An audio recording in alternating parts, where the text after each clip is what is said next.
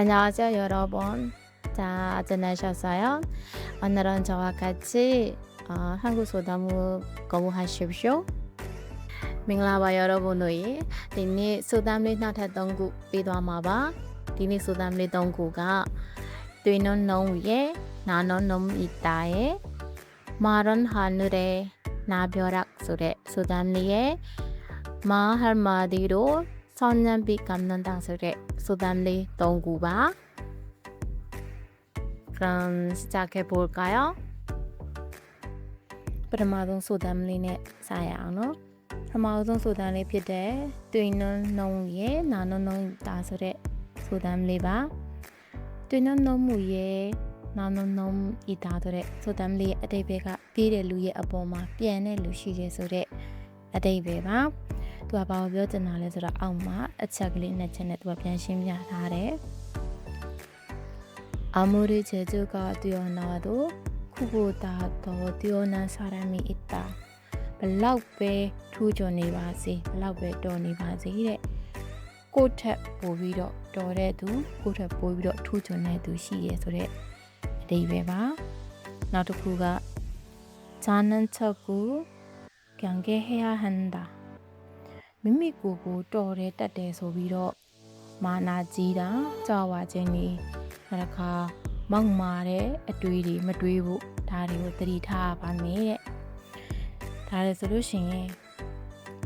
뛰는 놈 위에 나는 놈 있다 ဆိုတဲ့ 소담리가 တော်တဲ့သူဖြစ်နေနောက်မှာ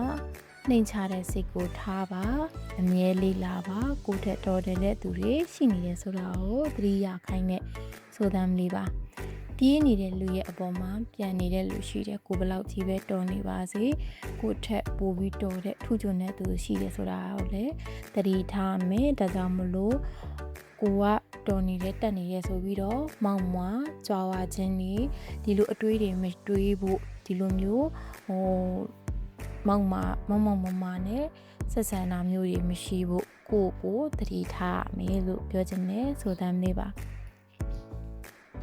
ဒုတိယ 소담리 တစ်ခုစီသွားပါမယ် ဒုတိယ 소담리가 마른 하늘에 나벼락 ဆိုတဲ့ 소담리ပါ သူက တိမ်ဆိုင်တိမ်လိပ်တွေပေါ့နော် မိုးသားတွေ မိုးရွာတော့မဲ့ပုံစံမျိုးတွေ မရှိဘဲနဲ့ ကြည်လင်နေတဲ့ ကောင်းကင်ကနေပြီးတော့ မိုးကြိုးပစ်ချလိုက်တာမျိုးသုံးတာပါ သူကအောက်မှာအဓိပ္ပာယ်ဖွင့်ပေးထားတယ် 뜻하지 않은 상황에서 뜻밖의 있는 재난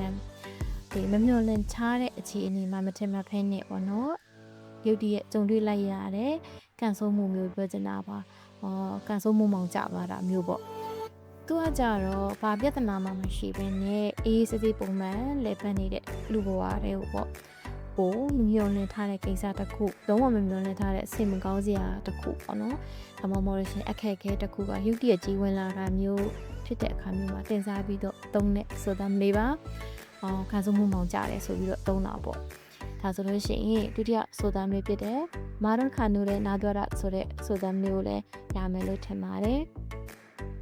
နောက် 소담리 တစ်ခုသွားပါမယ် ဒီတတိယမြောက် 소담리가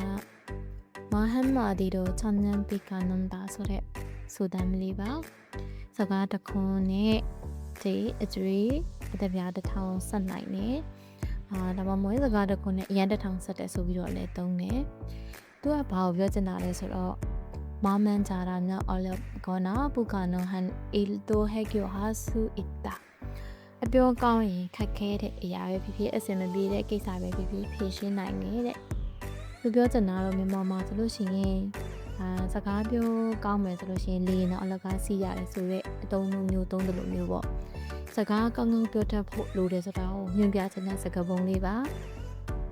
စကားကိုကောင်းကောင်းမွန်မွန် လေးမားပါးနပ်စွာနဲ့ ပြောဆိုတတ်မယ်ဆိုလို့ရှိရင် ခက်ခဲနေတဲ့အရာ ဒါမှမဟုတ် မဖြစ်နိုင်တဲ့ကိစ္စတွေကိုတောင်မှ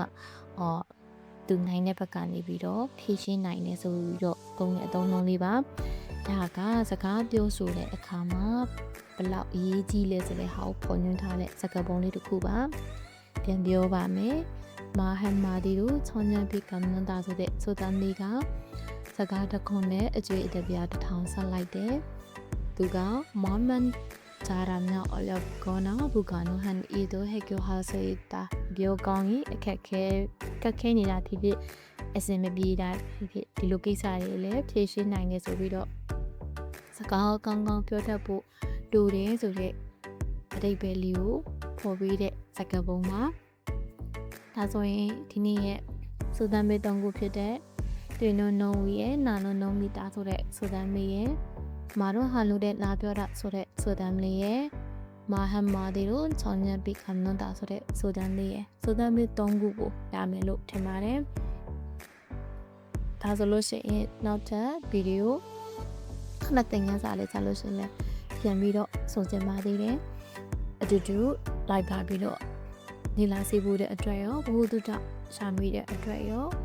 ဘလို့အကြောင်းနဲ့ပဲဖြစ်ဖြစ်ဘုဟုတုတ